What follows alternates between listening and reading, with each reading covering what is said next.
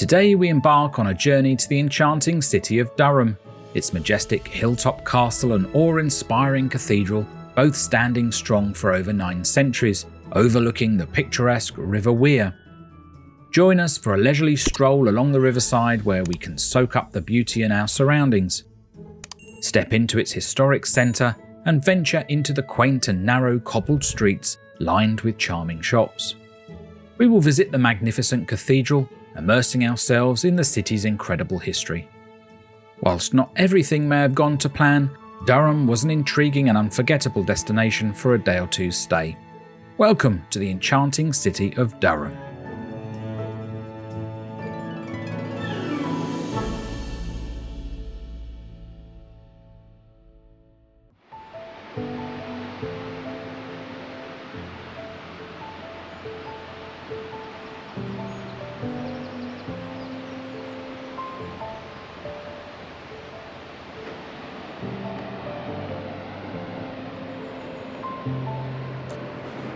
So we're taking the riverside walk from our hotel.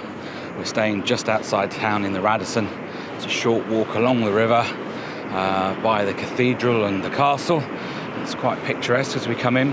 We actually arrived yesterday afternoon, but it was so busy in the city centre that we felt we'd be better if we gave you a nice early morning tour around. So here we are. It's a beautiful Sunday morning. I'm having a little walk around Durham.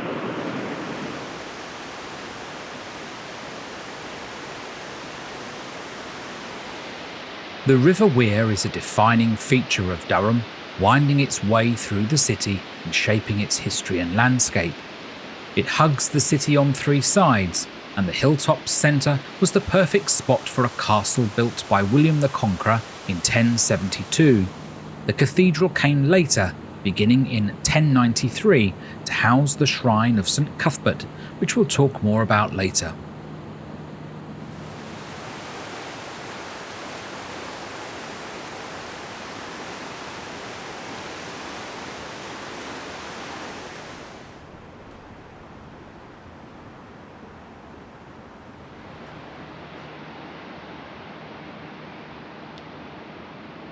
We are crossing Framwellgate Bridge, the oldest crossing in Durham, and there are several.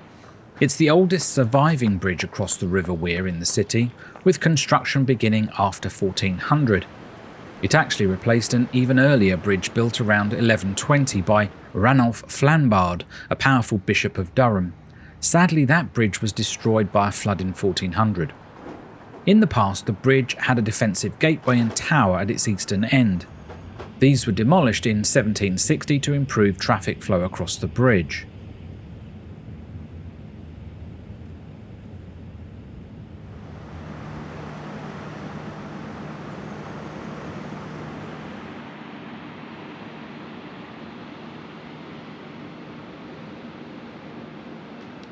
The bridge leads us onto Silver Street, and the shops guide us uphill to the ancient marketplace.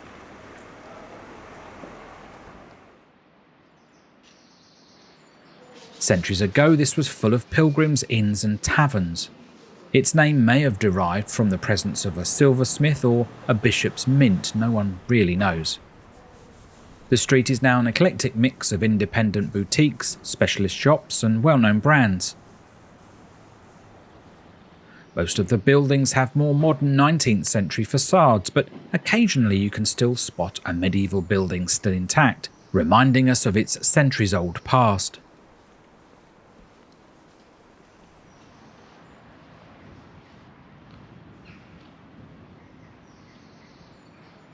The marketplace first appears in records around 1040, but it likely existed even earlier as a central gathering place for trade and community activities. It's still a bustling hub on a Saturday market day, although they were just packing up when we got into the city.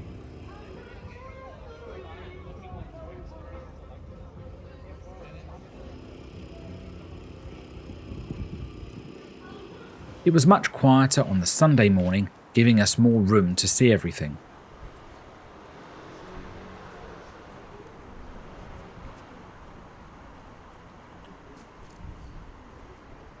As well as the outer market, the historic market hall houses a variety of permanent stalls, offering everything from fresh produce and baked goods to crafts and gifts. It's open Monday to Saturday. This was built in 1851, as the area had become too overcrowded for traders, replacing a wealth of houses and alleyways behind Market Place. The Market Tavern opened in the same year, but was called the City Tavern then. It was a popular watering hole and still retains its charm inside should you wish to pop in. On the west side of the Market Hall is the impressive Guildhall, the second to stand here. Bishop Cuthbert Tunstall, a prominent figure during the reign of Henry VIII, commissioned a new stone Guildhall in 1535. This more substantial building reflects the growing importance of the guilds and the city itself. It underwent various expansions and alterations over the centuries. Renovated and extended in 1851 by architect Philip Charles Hardwick, resulted in the addition of the Victorian Town Hall, seamlessly integrating with the older structure. The grand facade with its balcony that we see today dates from this period.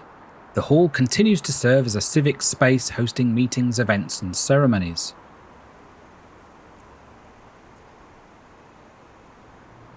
There are no less than 3 statues in Market Place. The oldest is a figure of Neptune, Roman god of the sea, which was erected in 1729. It symbolises a failed plan to turn Durham into an inland port. In the 18th century, Durham's leaders, inspired by the Industrial Revolution, dreamt of transforming the River Wear into a bustling trade route. They embarked on an ambitious project to construct locks and canals.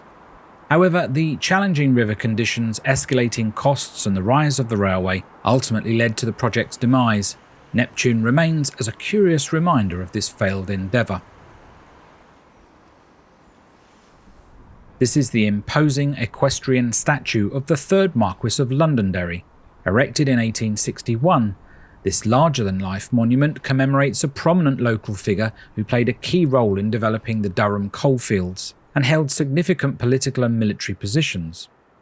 The statue depicts the Marquess in his hussar uniform, mounted on a rearing horse. It serves as a striking reminder of the Marquess's influence on the region.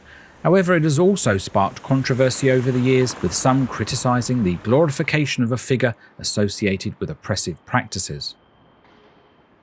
In front of the Guildhall is the more modern memorial to the Durham Light Infantry. This symbolises the poignant moment after the infantry buglers sounded the ceasefire in Korea on the 27th of July 1953, modelled from a photograph of the then 18-year-old Colour Sergeant Brandon Mulvey of Chesterley Street. St Nicholas's Church has graced Durham's marketplace for over 800 years. Founded in the 12th century, it was dedicated to the patron saint of merchants, reflecting its role in serving the market community. Rebuilt in the 15th century and renovated in the 19th century, it now stands as a beautiful example of Victorian Gothic architecture.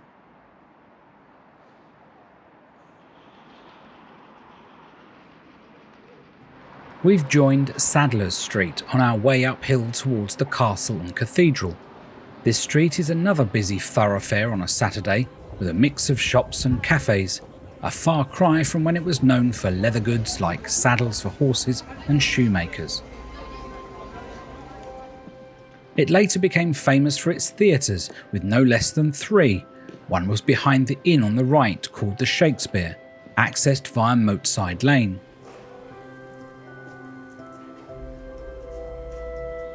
It burnt down, so nothing remains now.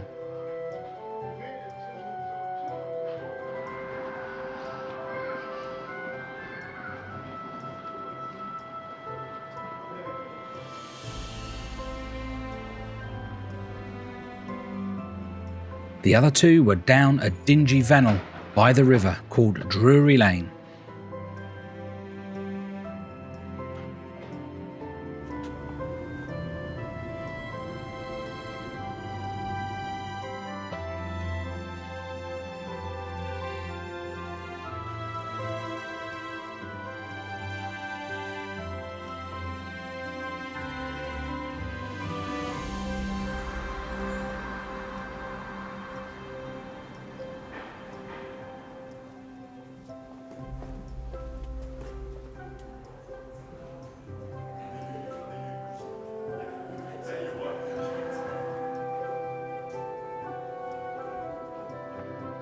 Reaching the top of Sadler's Street, the road becomes North Bailey, and on the right the pretty entrance to Owengate that leads up to the cathedral and castle.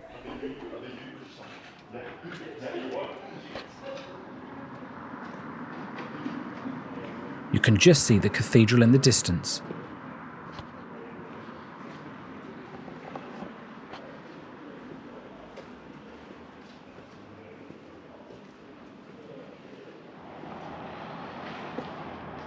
We are actually going to continue along North Bailey and arrive at the cathedral from a different lane.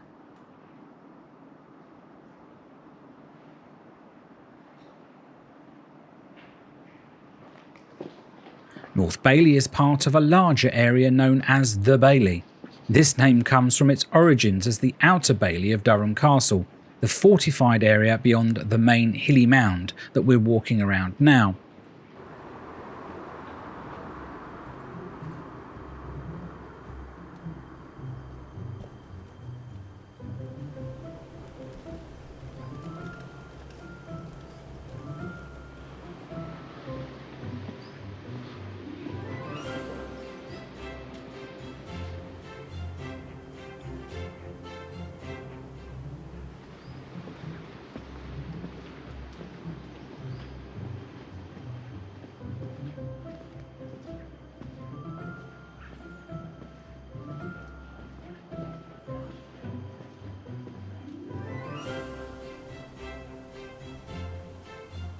Along North Bailey is the Museum of Durham, housed in an impressive former 17th century church of St Mary le Bow.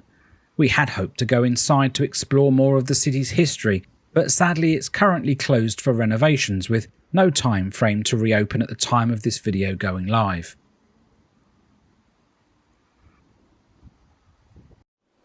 Duncow Lane is a pretty line of cottages leading us up to the impressive cathedral, castle and palace green from the eastern end. Although today an accessible lane, it once separated the outer and inner Bailey with a gate.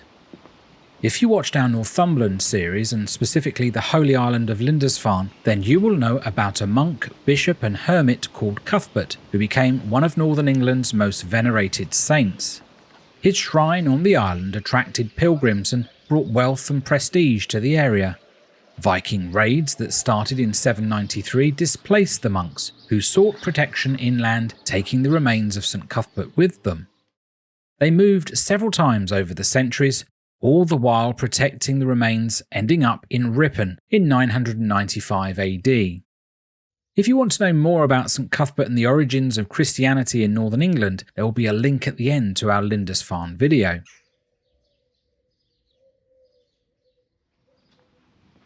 With Viking raids pending near Ripon, they sought a new location, and legend says that during the move, Bishop Aldhan had a vision. St Cuthbert appeared to him and instructed him to take the coffin to a place called Dunholm. No one had heard of this place.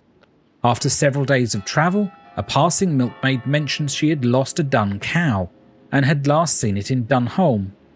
Following this lead, the monks found the cow at a peninsula formed by a loop in the River Wear. Recognising the defensive advantages of this location, they interpreted this series of events as a sign from St Cuthbert that this was where his shrine should permanently be located. This place, Dunholm, eventually became Durham. It's worth noting that while this is a traditional story, some historians believe the decision to settle in Durham was likely influenced by more practical considerations, such as the strategic defensibility of the peninsula and the patronage of the Earl of Northumbria, who granted them the land.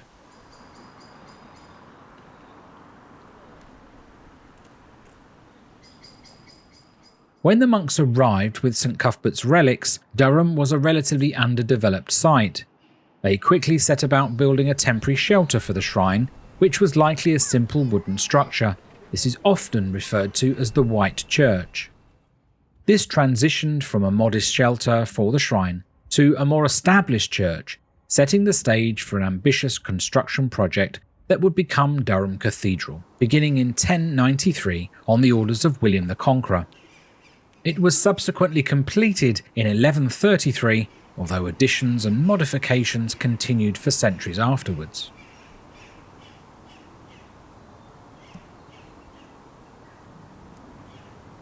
The cathedral is 66 metres high, 218 feet, and at one point was the tallest building in England.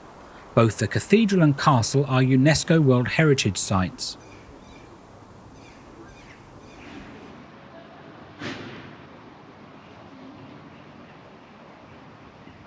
Let's have a brief look around inside this incredible cathedral. We enter via the north door, where a grotesque knocker keeps away evil and provides sanctuary for those who touch it. In the Middle Ages, people who committed offences, even murder, could touch the knocker and receive shelter for 37 days whilst they decided on a trial or exile. Whilst it's free to visit, a donation is welcome, and they offer several tours and access to a museum for a fee. Check out this website for all the details.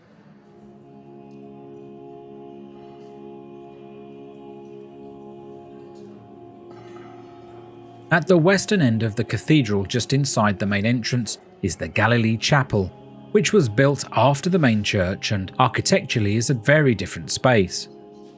It was originally built as a ladies' chapel in the late 12th century, dedicated to the Virgin Mary. It showcases a graceful late Norman style, with features like pointed arches and slender columns. The Venerable Bede, who died in 735 AD, is one of the most important figures in early Christianity. His tomb in the Galilee Chapel makes it a site for pilgrimage.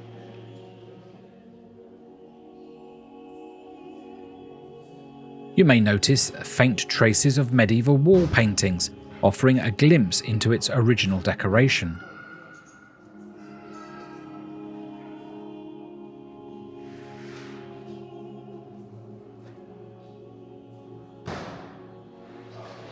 The Last Supper table, sculpted by Colin Winbourne, was carved in 1987 from 500-year-old oak salvaged from the cathedral bell tower during renovations.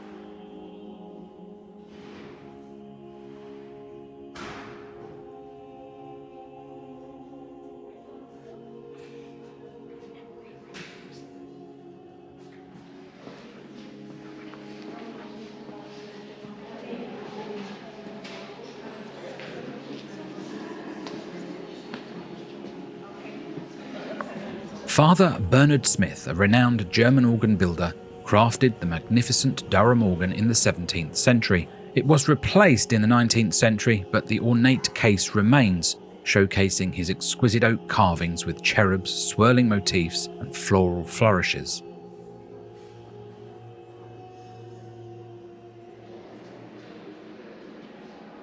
The cathedral's white marble font dates from 1663, 12 metres high, making it one of the tallest in England.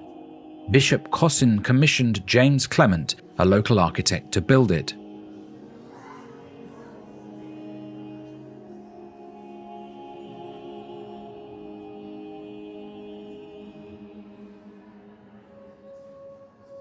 Standing in the nave, we are surrounded by these huge decorated pillars holding up the rib vaulting, towering 22 metres overhead and stretching nearly 150 metres long. The Romanesque architecture, a medieval design brought over to England from France by the Normans. Details on the pillars suggest that the masons who carved them also worked on Lindisfarne Priory, as it was being built around the same time. The cathedral is the oldest surviving building with a stone-vaulted ceiling of such a large scale, and has been in continuous use since its original construction 900 years ago.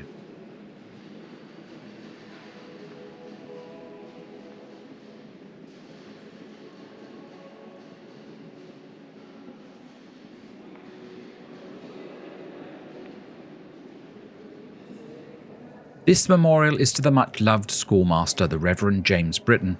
He taught at Durham School from 1782, becoming Master of the School and Professor of Sacred Theology.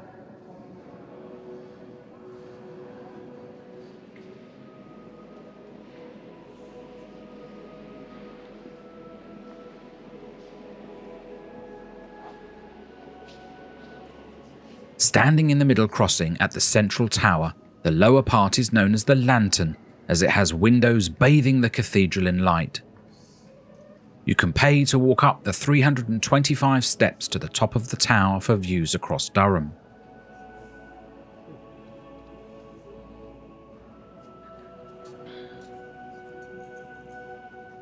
Also in the south transept, facing towards the central tower, is a colourful medieval clock. Parts of it probably came from an earlier timepiece that stood above the screen across the nave.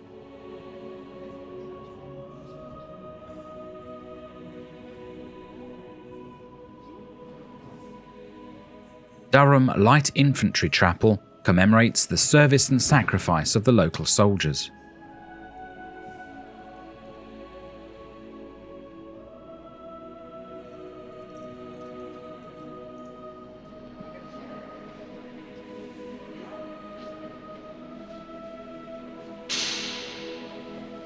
The choir is located just behind the crossing of the nave and can be accessed from the north or south choir aisles, as well as from the crossing. It is the heart of the cathedral where daily worship takes place. Entering the choir from the west, you pass through the imposing screen added in 1876 by renowned Victorian architect George Gilbert Scott, who sought to restore the cathedral to its former glory. Whilst initially admired, the marble and alabaster screen, designed to open up the nave view, now strikes with some as clashing with the prevailing Romanesque style. Scarred by a century of conflict, Durham Cathedral suffered significant damage, notably in 1640 when imprisoned Scottish soldiers burnt much of the woodwork for warmth. Determined to restore its former glory, Bishop Cosson commissioned architect James Clement in 1665 to create new choir stalls. These magnificent stalls, unique to County Durham, feature Gothic canopies inspired by the nearby Neville screen, their slender supporting columns adorned with elegant scrollwork. Dominating the choir with its resplendent gold and red facade, the magnificent organ boasts a staggering 5,746 pipes. Built in 1876 by Father Henry Willis, a replacement for the renowned earlier instrument by Father Smith. This masterpiece of Victorian engineering remains one of the finest examples of its kind.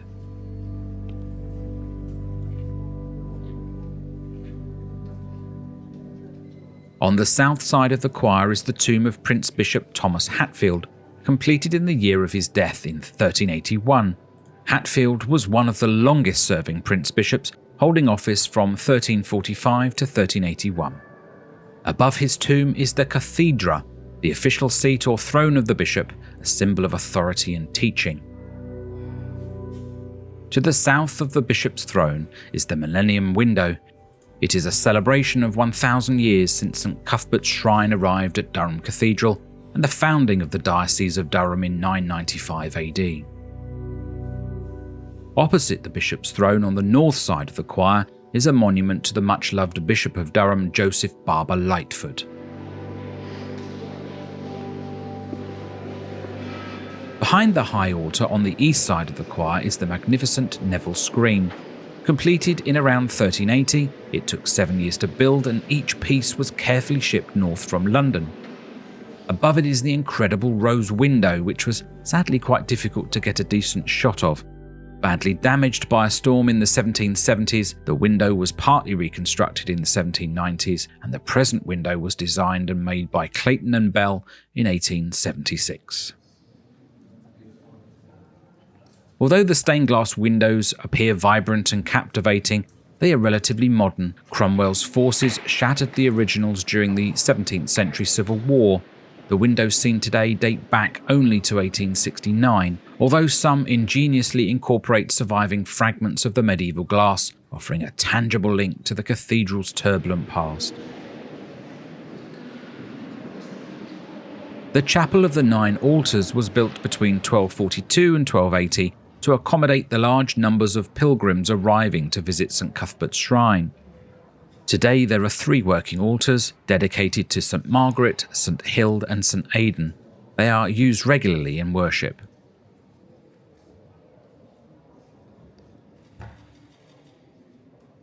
On the south side of the Chapel of the Nine Altars is the Pietà. It was made between 1974 and 81 by the internationally renowned sculptor Fenwick Lawson, who lived locally. The Pietà shows the dead Jesus draped over the knee of his mother, the Virgin Mary. Behind this is Christ in the tomb, also carved by Lawson in 1985.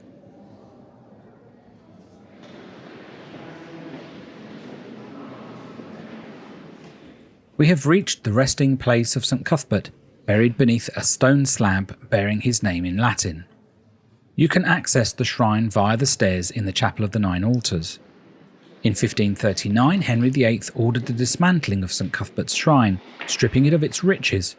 Though expecting to find remains, the commissioners discovered Cuthbert's body remarkably preserved, so Henry decided to allow it to be reinterred. The tomb was reopened in 1827, yielding precious artefacts now displayed at the Treasures of St Cuthbert in the Cathedral Museum. It is said the tomb also contains the skull of St Oswald, King of Northumbria from 634 until his death in 642, although other European cities claim to also have his skull. Suspended above St Cuthbert's shrine hangs a beautiful gilded and richly coloured cover. This striking artwork depicts Jesus Christ surrounded by symbols of the four evangelists, the authors of the Gospels. We have shown you just a few highlights of this incredible cathedral. There is much more to explore if you have the time. Let's head across Palace Green to the castle and pay a visit.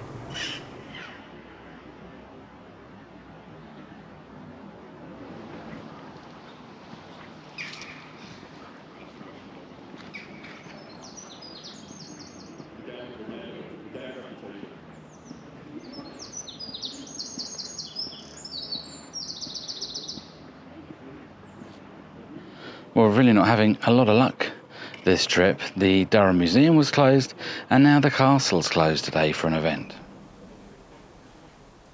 William the Conqueror ordered the construction of Durham Castle soon after the Norman invasion. It symbolised Norman power and control in the north of England.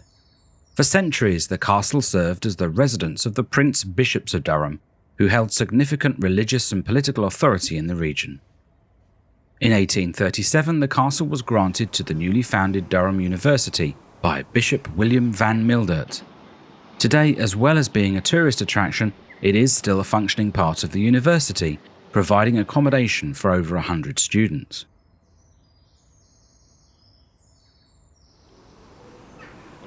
Palace Green has been a significant site for centuries. It was once the marketplace and a space for public gatherings. Over time, it evolved into a more private area associated with the Prince Bishops and their institutions.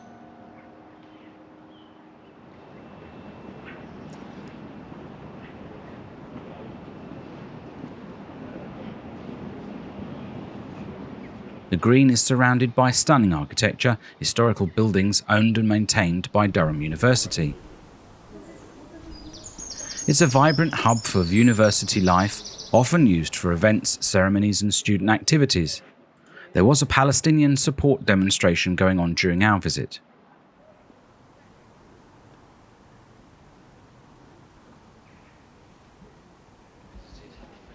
Back down on North Bailey, the road becomes South Bailey. If you're looking for a quieter part of the city, this really is a nice spot to have a stroll.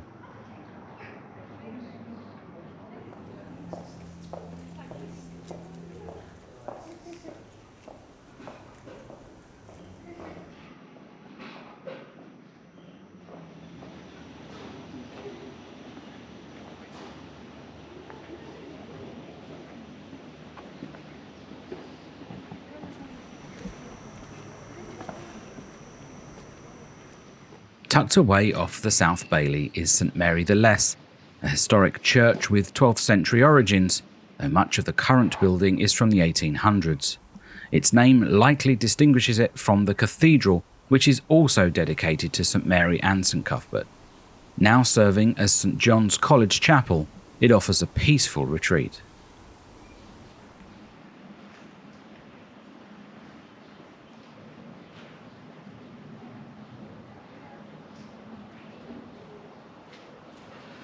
If you're looking for other things to do outside the core city historic centre, then here are a couple of other attractions we also visited.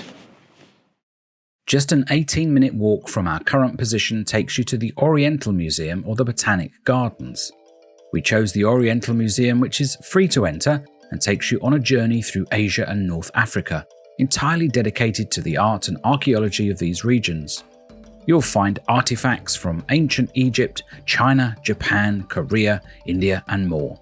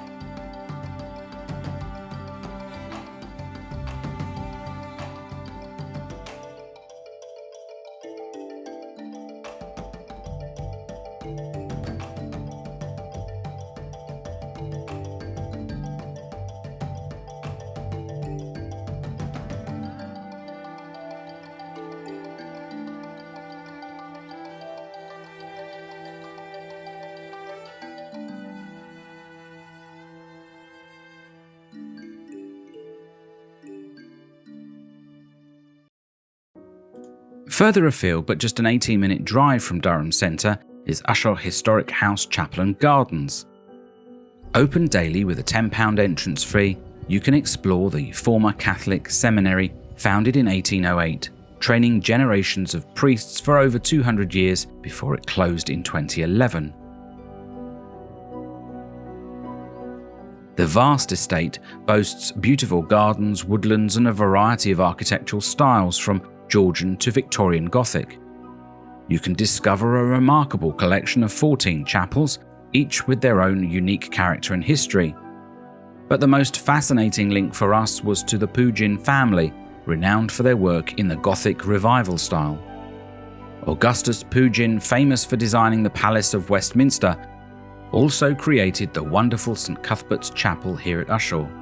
In fact, Ushaw is unique in that it houses works from 6 generations of the Pugin family, making it a treasure trove for those interested in the Gothic revival and the Pugins' architectural legacy. They had a lasting impact on the estate's architecture and design. Well worth visiting if you have a few days in Durham and want to explore outside the centre.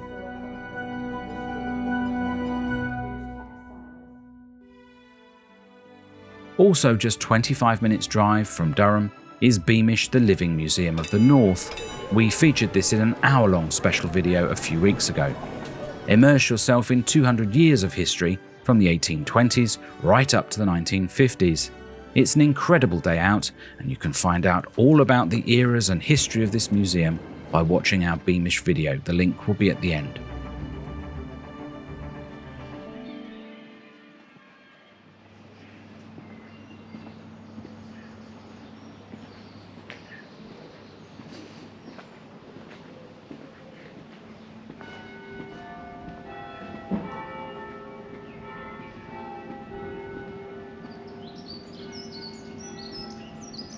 Back in the city, we've arrived at the end of the peninsula. Passing under the remains of the fortifications, we come to the River Wear and Prebends Bridge.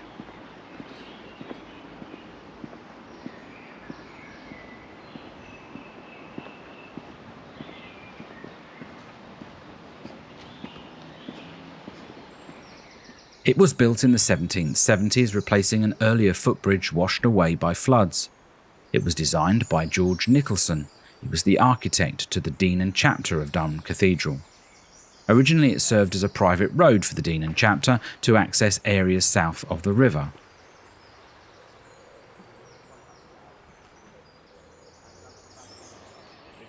From the bridge you can enjoy wonderful views of the River Wear. In the distance is an old corn mill, and should you cross here and walk to the mill, there are wonderful views of the cathedral.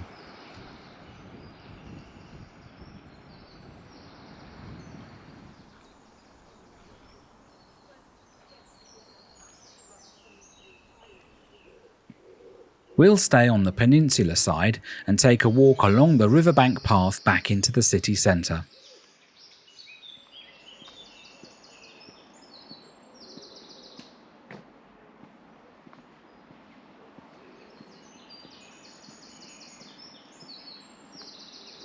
It's a very pretty walk and gets you away from the hustle and bustle of the busy shopping streets, and in the summer a lovely spot to have a picnic and get some shade from the sun.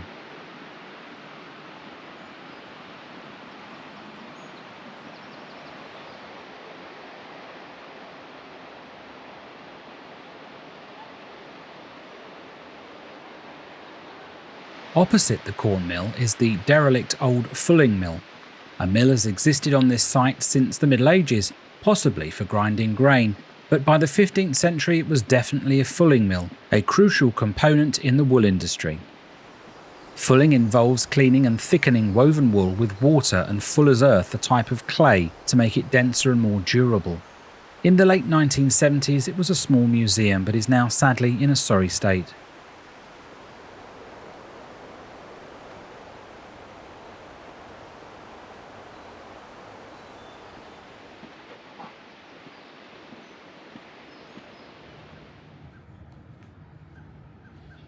The path leads us back to Framwellgate Bridge and Silver Street, where we started earlier.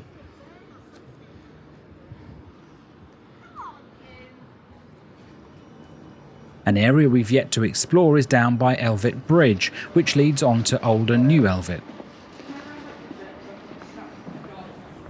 It was very popular yesterday afternoon, as you can see by the hordes of people walking about, eating in cafes, enjoying the riverside pubs or taking a boat ride on the river.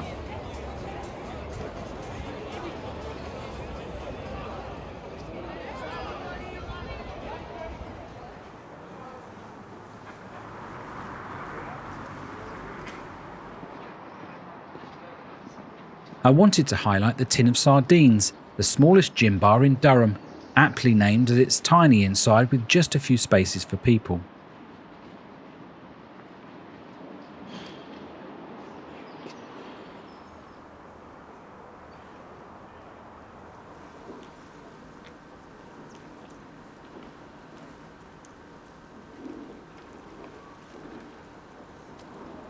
From the bridge you can see the line of rowing boats for hire, should you wish to take to the water and see Durham from a different angle. If you'd rather sit back and let someone else navigate, you can try the Prince Bishop River cruises, which will take you on a narrated tour. Tickets need to be booked by the boat, as they don't seem to have a working website at time of filming.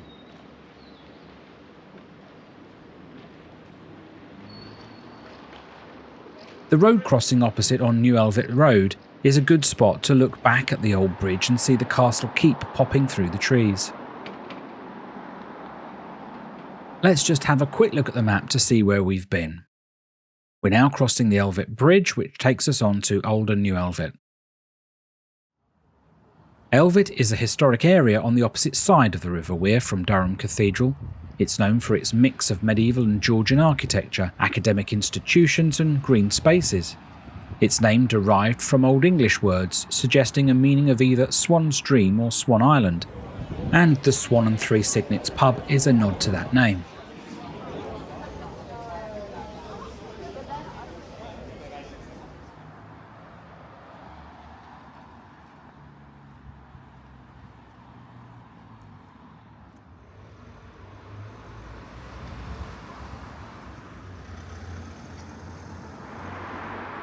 We are just going to walk up part of Old Elvet. This striking building, now a hotel, was once the Shire Hall.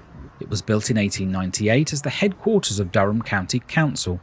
It served as the County Council headquarters until 1963, when they moved to County Hall.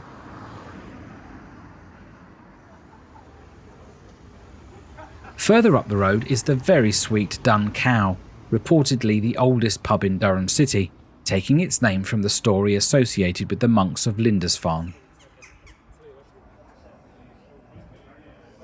It was a great place to relax with a few beers after several hours of walking around the city.